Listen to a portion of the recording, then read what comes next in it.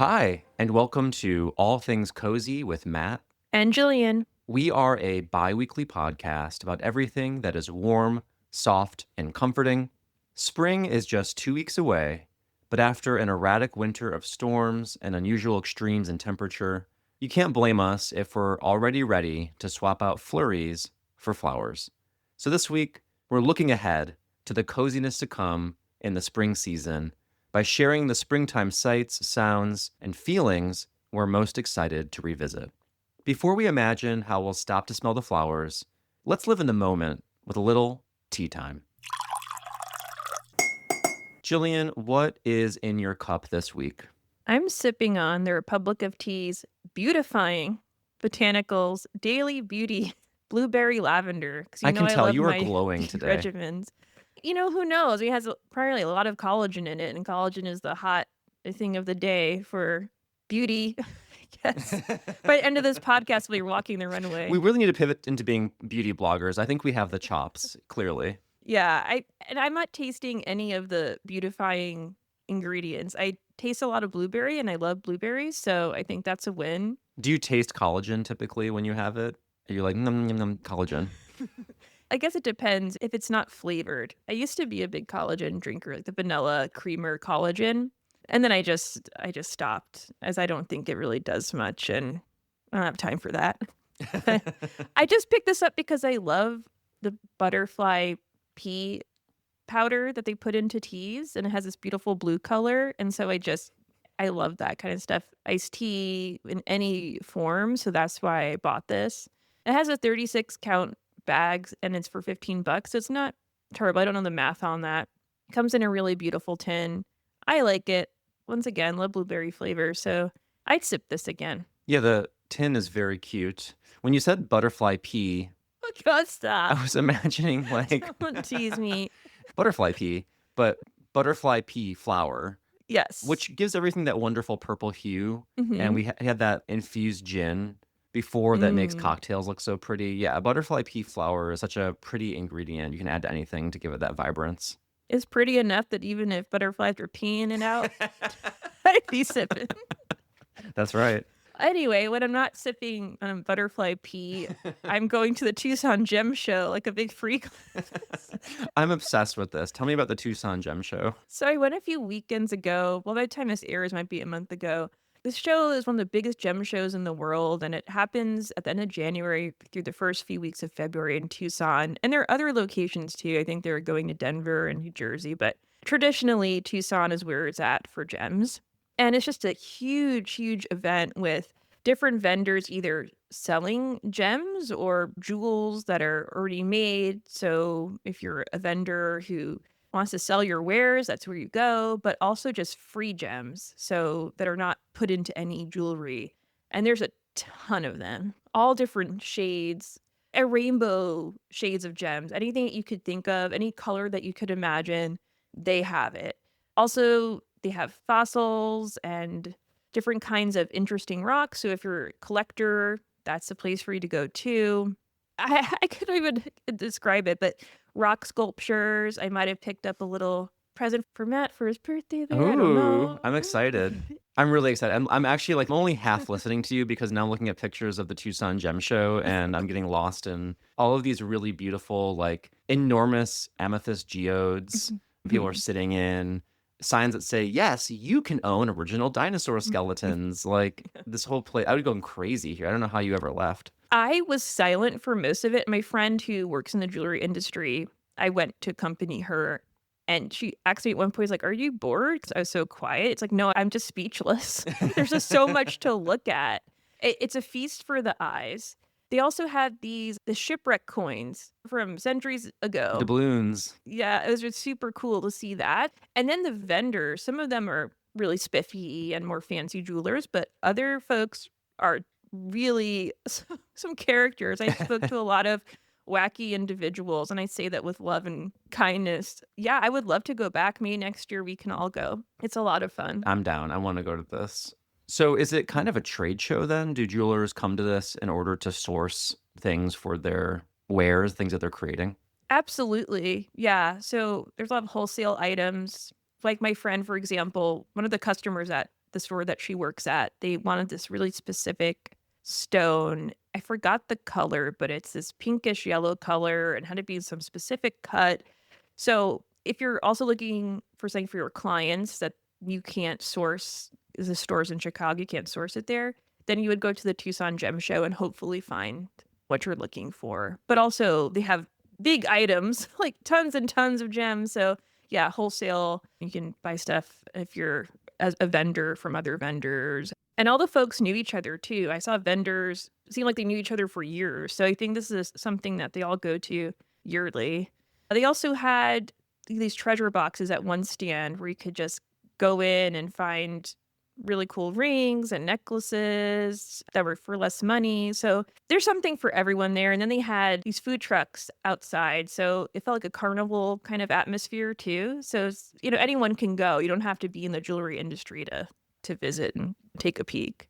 Yeah, you're making me think of like all the little gems that I own that I've accumulated over time, as one does. You know the drill, Yeah, of Gillian. course. They're in weird places or like sitting on like a shelf here or they're in a drawer there.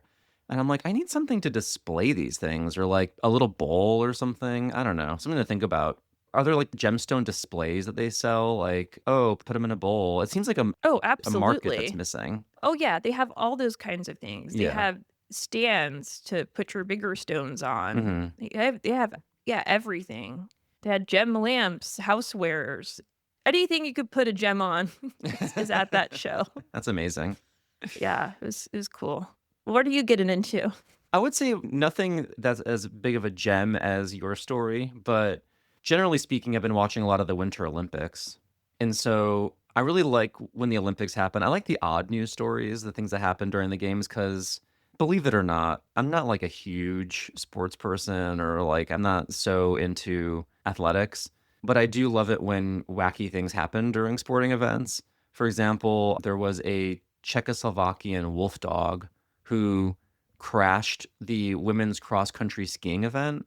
And fortunately, the event that it interrupted, and it didn't even interrupt it because the dog was kind of following them as they went down the Mm. hill, like a qualifying event. So maybe it was just me projecting, but I could almost read some annoyance on behalf of the athletes who were like, this is a big event in my life, and now there's a dog here.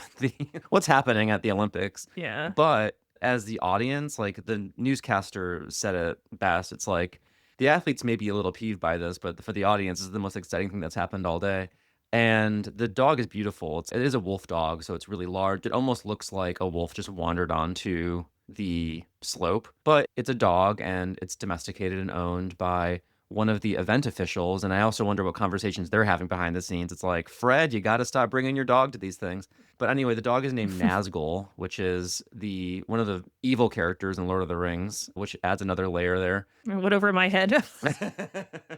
And just a really cute, weird event. And I don't know if you also seen the news stories about Jordan Cowan, the camera operator who is on the ice with skaters during the competitions. And he's like holding his like steady cam, skating with them to get close, but not too close, obviously, to interrupt their event. But he's on the ice getting the shots. And I love when people who are trying their best to not get attention do get attention for the right reasons. And everyone's so impressed by his skating and his technical prowess, even though he's trying to wear all white and blend in with the ice. Obviously, you do notice the big black camera that he's holding. So I thought that was also a cute story. But of course, the biggest highlight was Alyssa Liu's relaxed, stunning, and gold winning performance in figure skating. I don't know if you saw her program, Julian, but it's really beautiful. Even her costume. I'm obsessed with figure skaters' costumes too, and the way that they choose costumes that will move with them. And when she spins and her skirt spins with her, I thought that was very pretty. Well, her hair is awesome too. Yeah, it is awesome. I mean, obviously her whole style, she almost seems kind of punk rock for the figure skating Hmm. scene, which adds another element of fun. It's great to hear these stories because I haven't had a chance to check in with the Winter Olympics, just hearing the news outside of it. But I think you hit the nail on the head of what makes it cozy. It's not necessarily Olympics itself, it's all of the outside stuff that happens. And then I saw Colin Jost on a bobsled. Oh, that was a really funny segment. Yeah, Yeah. it was. He was screaming his Yeah. head off, like true terror.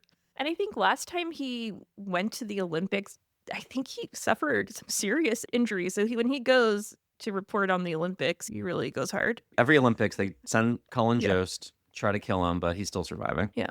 I also saw a cute story about one of the Olympians' cats. I think it's Ilya Malinin put the gold medal on his cat Misty, and that Aw, went viral. It was yeah. super cute. So the pets of the Olympics are super adorable, and like you said, the dog and all of just the fanfare surrounding it is super fun. Yeah, I love when pets can get involved with the medals. Saw Sean White talking about where his medals are, his gold medals, and apparently his mom has a lot of them. And at one point, he was like, kind of was like touching base with them. He's like, "Well, one's missing," and she was like, "Yeah, I sent it to the dry cleaner because Oh, the ribbon? the ribbon was dirty." What? Can you imagine being a dry cleaner and this woman drops off a Olympic gold medal? Like, clean this for me. Wow, that is so wild. I never really think about that aspect of it. What a wild scene. And then in 2028, it's going to be in LA. It is, yeah. Have you entered the lottery for tickets yet, Jillian? Oh yeah, I'm first in line. I did. I'm gonna get those tickets. We'll see. Yeah, well, my fingers are crossed for you. I wish I could put in a good It's word, never but gonna be closer to us than now, so yeah, that's true. I'm going to attend at least one event, Yeah, that waiting come was hell or high water. oh yeah. I'm also relaxing with a little bit of tea myself. I just had a Dubai chocolate iced matcha You're crazy for that matcha. from Starbucks. Can't get off the matcha. The flavor is pistachio sauce. It comes with a Mm. salted brown buttery topping and a chocolate cream cold foam. I've tried their different like matcha flavors, like the strawberry cold foam one and stuff like that. This is the most successful one for me. First of all, I think the chocolate flavor is just a little more persistent than the fruit flavors because it stayed with the beverage the entire time. Whereas when I had the strawberry cold foam matcha, I felt like I just ran through that cold foam and that was the end of that. And now we're just in kind of matcha territory, unaccompanied, which is not what I signed up for. And in this version of it, you really get that pistachio flavor with the chocolate. I think it was a very successful blend. It's not as pretty because it is like just this brown top with green, but I think the flavors are a lot more satisfying. So I would recommend it. Is it super sweet? It's on the sweeter side. Yeah. I mean, this is a dessert matcha, I would say. Is it green enough that it could be a St. Patrick's Day drink? 100% yes. Oh, Yeah. gotta look into that. Get my shamrock on. That's right. Maybe that will attract a leprechaun you can capture. Put it in your trap. Yeah, I'm always trying to catch them. I mean, I gotta up the game. They're getting older. And their palates are getting more and more sophisticated. You can't just do chocolate coins anymore. It has to be Dubai chocolate. Such Or some expensive crusted taste. up corned beef. Hey, one more thing I want to note is that according to Reddit, Starbucks employees are getting kind of irritated about the decision to offer Dubai chocolate mocha and a Dubai chocolate matcha at the same time because people are messing up Oh. orders left and right because people will say they want a mocha, they'll get a matcha, they want a matcha, they'll get a mocha because somebody heard something wrong. Oh, yeah. I'm happy to report that my barista got my order right. Yeah, I could see that being very tricky. Yeah, also too, if they're trying to maximize the marketing of it, you think they would do one at a time. Right, exactly. But But I'm not a marketing genius, so who they're like, knows? listen, we got the pistachio flavor, we got the pistachio milk, let's run with it. Yeah. Well, we've grounded ourselves in the botanical flavors of the present, but now let's imagine the botanical beauty that awaits us as we anticipate spring. In previous episodes, we've done some spiritual spring cleaning with color and sound therapy. I don't know if you remember aligning your chakras, Jillian. I certainly do, laying by myself on my Yes. living room floor just for this show. And last year, we dove into spring hygge and the sights, sounds, and tastes of cozy spring.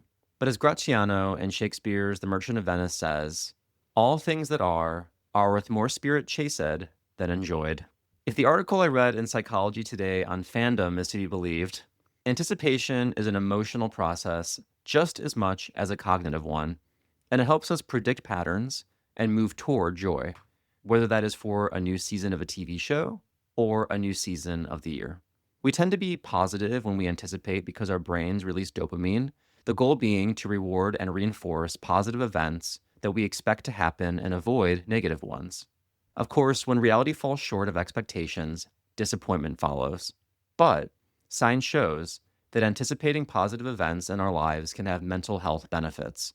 A Frontiers in Psychology MRI study revealed that brains that anticipated positive events in the future showed more activity, which was associated with positive emotions and better mental health.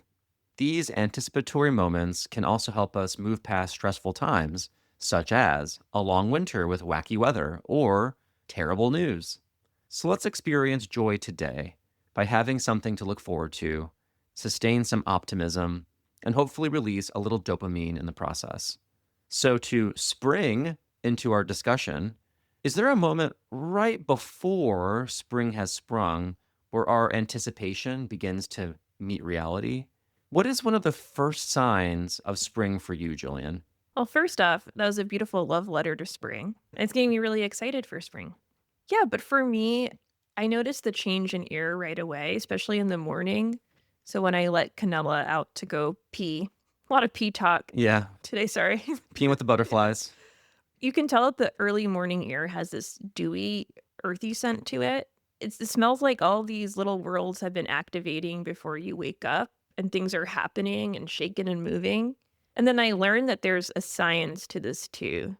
So all of the growth and rain activates a compound called geosmin, which is this earthy mineral scent that we have come to know and love. Well, I don't know if everyone loves it, No, but I I like love the it. earthy scent. I really love knowing there's a name for it. So often we don't get names for things that we adore, like the smell of wet earth in the rain, and knowing that we can now call that geosmin is lovely. Yeah, and I read a fact that we can smell it even more than a shark can smell blood. So it's really Really? potent for us. Yeah. I mean, we need water so deeply as a species that I'm not Mhm. surprised that we're hyper focused on finding it. Yeah, it's like how dogs' paws smell like corn chips. It's just something about that smell that attracts us. I don't know. We are naturally predisposed to searching for corn chips, so that makes total sense. Of course. I'm right with you. For me, the rain is the telltale sign of spring. And in Los Angeles, March is the tail end of the rainy season.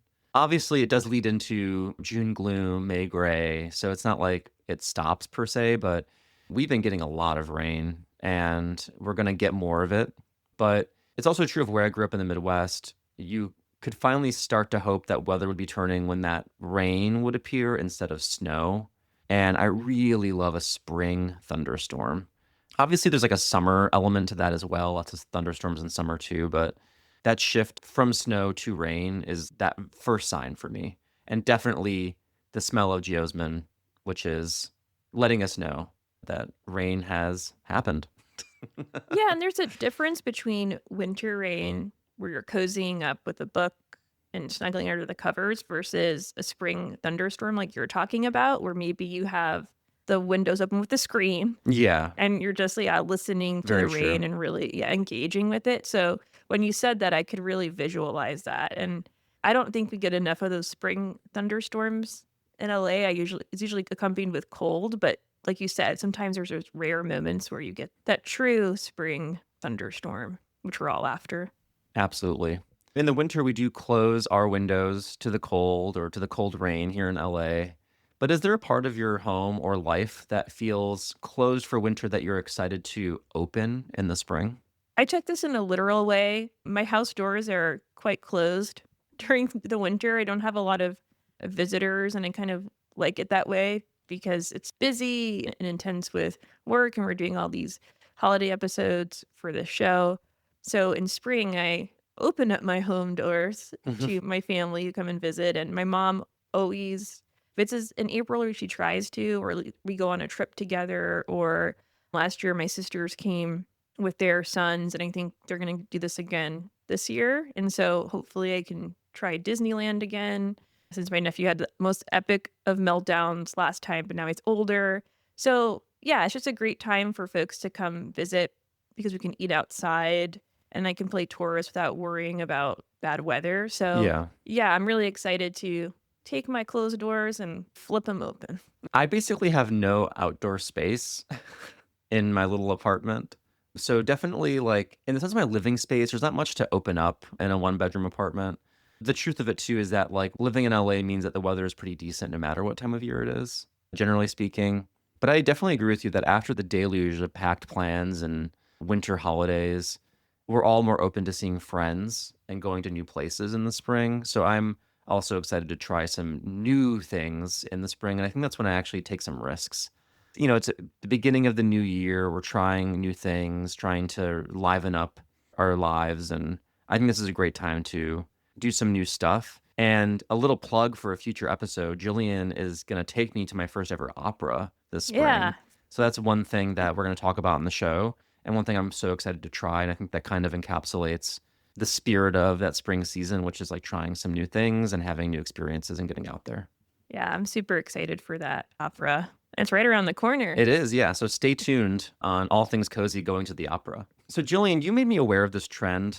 I didn't know about it until you mentioned it. It's called color hunting, and it's where you curate images around a single hue. And I think this idea is that, like, you're trying to be more mindful and aware of your surroundings. And so you and your friends are have an assignment, and it's like, Jillian, you're going to photograph all the red that you see on this walk, and I'm going to do all of the green or whatever. And then what you get are these collections of photos, and you get to see like how colorful the world is or how much that color shows up all around you in different ways. So it's a mindfulness activity.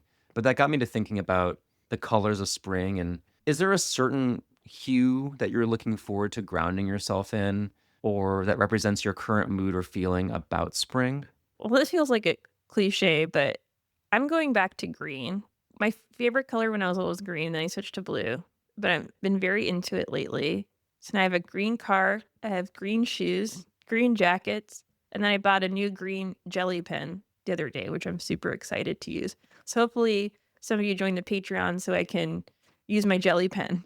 Otherwise, I don't know what I'm going to use it Yeah, for. let Jillian write you a green thank you note. Yes, but I like all shades of green.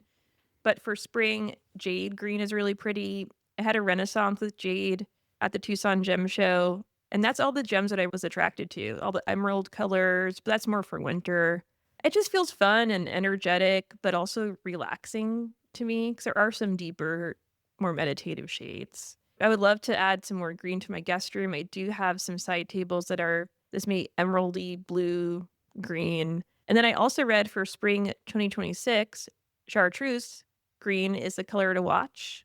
It's a yellow-based green and can be neonish, but also more subtle like a green apple. So green's hot right now.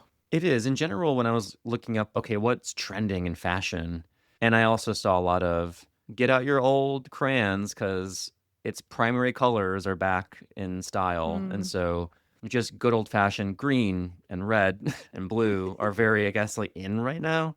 If you believe these outlets or, whatever. But I love green too. It took me like my whole life to realize that my favorite colors are all in the green spectrum, like either from like bluish green like a teal all the way to a mint green. I love those colors too. Mhm. So I'm with you. I think green is such a relaxing color. And obviously, it's plant life, it's spring. It's probably the most spring color you could think of. Yes.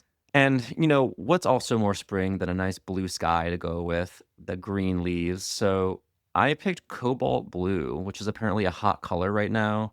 I think we do deserve some bright colors after the earth tones that we've been doled into the last several years by the Kardashians. Everything's, a brown or a taupe or a Pastels were in. pastels. Yeah, light colors, which are pretty. Absolutely. I love those colors too. But a cobalt blue will shock you back into life, I think. I hope we're being primed actually for a resurgence of 80s electric colors. I want to go back to Miami pink and turquoise. Let's get there. That'd be a lot of fun. Yeah, I think we all need, like you said, some kind of shock to the system with visuals. Hmm. Because even for kids' clothes and rooms, those earthy tones that you were talking about, those browns and grays, are popular too. And it's no hate to anyone who has, their room set up that way. But I think about how we grew up with these more deeper tones, like we talk about the jewel tones. Hmm. And I would just love to get that fun and creativity back into the world that surrounds us. And I think cobalt blue would be a great way to do that. 100%. Well, speaking of being mindful of our surroundings, what's a plant or animal that you're looking forward to seeing in the spring and why? I want to see those baby hummingbirds. I used to see them all around, and obviously they're taking a break and they're getting started to lay their eggs. And apparently they start nesting and putting down their eggs in late February.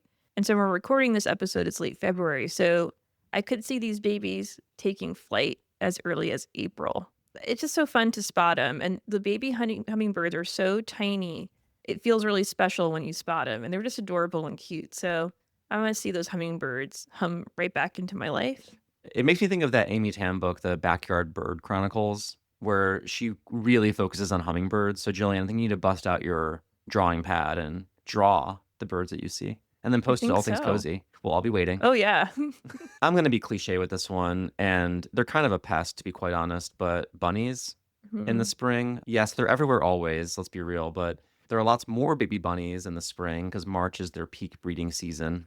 I really do love seeing those little bunnies hop around. I know, again, like they are a menace for your garden, but they also are super cute and pretty much like an official mascot of spring, I would say. Yeah, their little tails. Can't get enough of them. So those are some of the sights we might see in the spring, but what about the smells? We are a fragrance-based podcast after all. We review a scented candle every other week. Is there a smell or fragrance you're excited to sniff this spring? Yes, I love it in spring when you open up your windows or have a screen door and it's the outside air coming in. It sounds very basic, but everyone who loves springs knows what I'm talking about.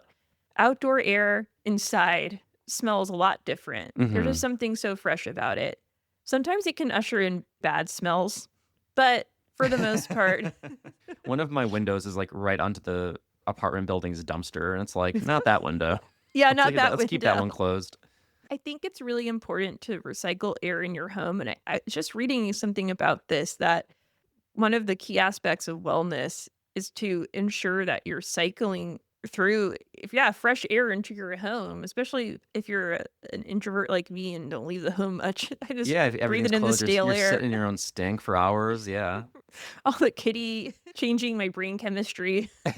Yeah, so get some fresh air in your home. I love that. I mean, yeah, and oftentimes because of the change in temperature, there might be like some nice fresh breezes coming Mhm, through. Easiest way to freshen up your home is to open up those windows and let that fresh air come in. mhm. Fresh, fresh, fresh. All right. Well, for me, it's the return of night blooming jasmine, which does have a Ooh. few blooming waves per year, but one of those is in March, and it heralds the beginning of spring, and it's such a beautiful scent. It's one of the most iconic Los Angeles scents, I would say, to the point even that if you visit David Lynch's gravestone at the Hollywood Forever Cemetery, the one thing he has written on it is night blooming jasmine. Yeah, even the phrase "night blooming jasmine" is so pretty. I can't smell it in my nose right now, but I want to. We're anticipating it. We're anticipating it. All right, a last question for us to consider for the springtime is this idea of soft wellness, which I was reading about. And it's this idea of like sustainable wellness, things that like obviously you can do things for yourself that are wellness related, like exercise and things that are related to your productivity. But soft wellness is more about like tuning in and it's about doing small things throughout the day to be mindful and healthy versus like I got to do my workout or I have my 10-step skincare routine and my juice cleanse, the things that are high effort. It's low effort but high impact on your emotional stability and your health. So, thinking about like those ideas of soft wellness, is there anything that you want to center yourself in this spring as the weather improves and options for health and fitness and mindfulness expand?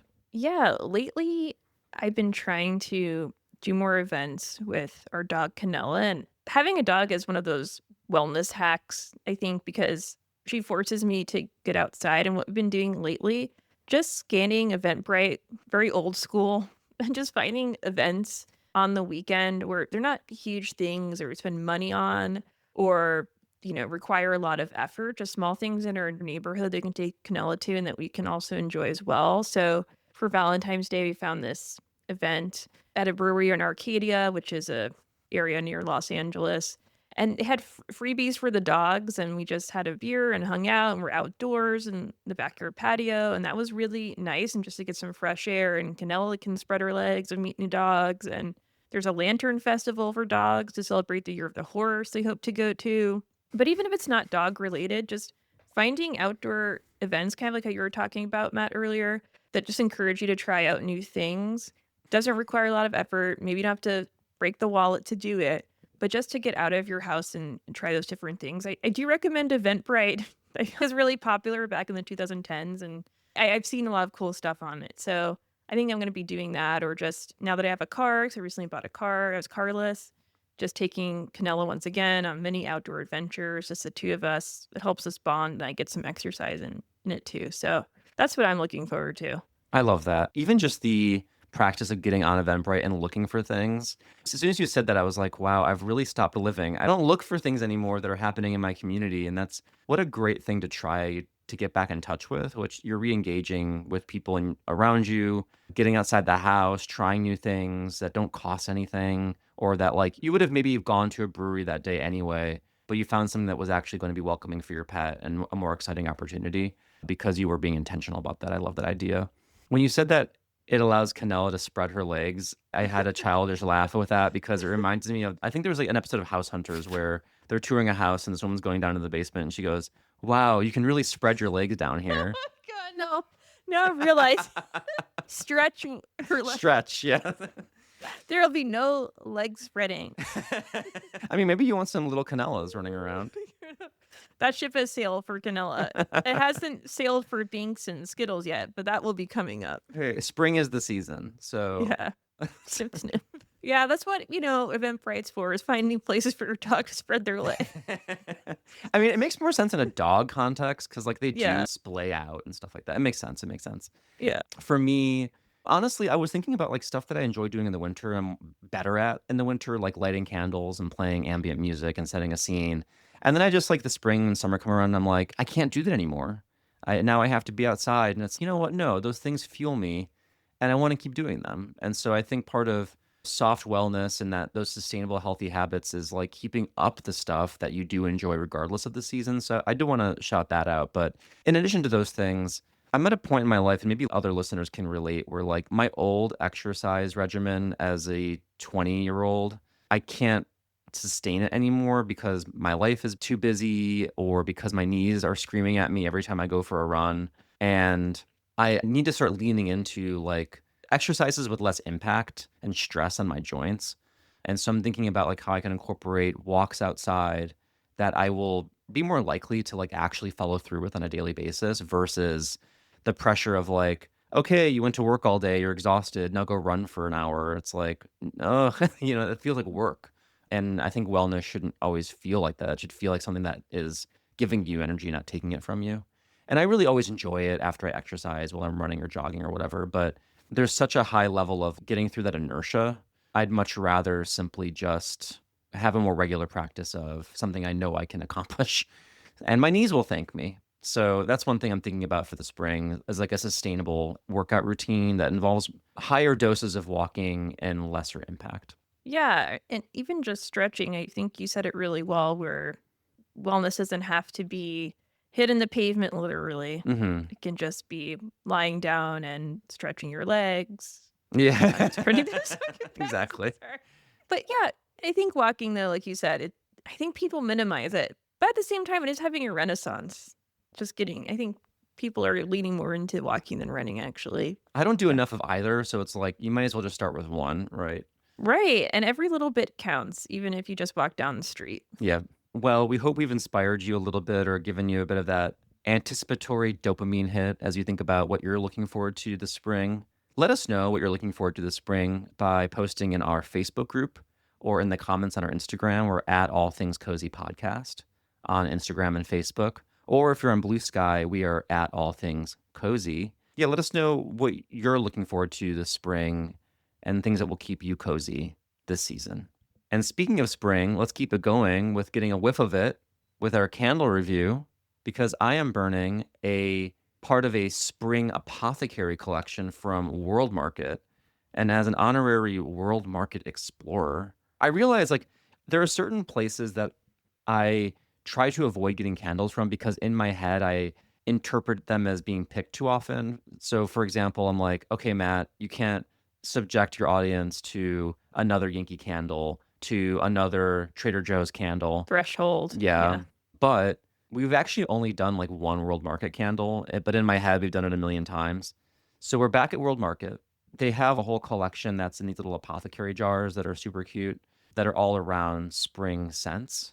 And this one is pistachio cardamom, which granted, like I even saying that out loud, I'm like, that's almost could be winter or like kind of like a spicy flavor, but I love the sound of it, and also because I keep seeing pistachio everywhere, I don't know, the PR people for pistachio are doing a great job because it's in Dubai chocolate and it's all these flavors. Like, I'm seeing pistachio everywhere. It's like the colors of things. It's like, oh, it's pistachio green or whatever. I'm seeing that in all sorts of different places. So I thought, okay, let's lean into the trends. We always got to get the hot new stuff here on All Things Cozy. Of course. So let's try the pistachio cardamom candle. And actually, I think this is a nice bridge in from winter into spring because it has the spiciness of the cardamom, but the sweet scent of the pistachio is there as well. It's bright. It's really filling the space. I mean, the throw on this thing, this little candle, it's small, but it is powerful. It smells delicious, actually. Like, I love, love, love this candle. It is a very enthusiastic wick up.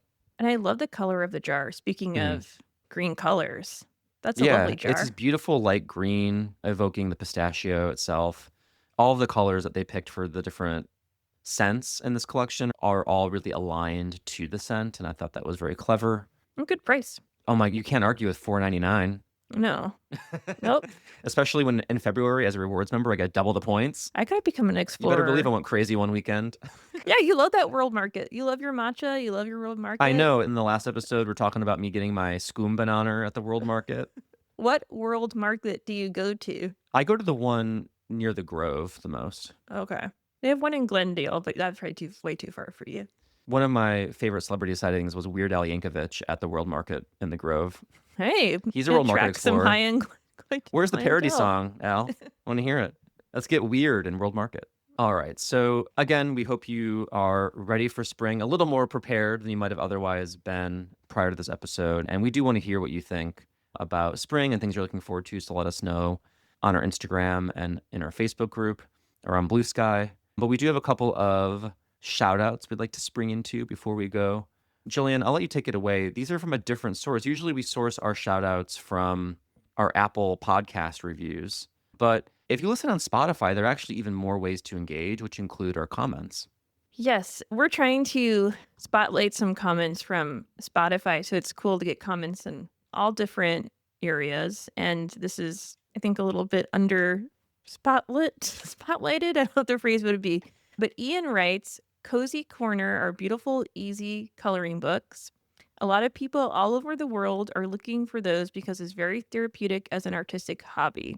Cozy Blank is the title of the series of coloring books by artist Coco Wyo. 5 out of 5 would recommend. And I think it's great that Ian recommended some coloring books. We've talked a lot about cozy coloring books on the show. I know, Matt, you love your cozy coloring books. So I looked up Coco Wyo when this review came in, and the book seemed super lovely and adorable and great way to de-stress. So check out Coco Wyo. And thank you, Ian, for shouting these out. Yes, thank you very much, Ian. And also thank you to everyone who's interacting with our show and giving feedback. We'll, of course, continue reading any of those 5-star reviews that come in through Apple Podcasts. So please leave those so we can read them on the air. But also, I would love to see more comments on our Spotify episodes. So if you're a Spotify listener and we're asking questions like, what are you looking forward to in the spring? Why don't you drop a comment on Spotify? Did you even know you could do that? I don't often think about that myself when I listen to shows on Spotify, but they do have those interactive features. So let's try it out as a cozy community and see how it goes. Yeah, it'd be awesome. And thank you, Ian, again for dropping that comment on Spotify. We'll be dropping back into your ears in a couple more weeks with a brand new cozy episode. Until then, stay cozy.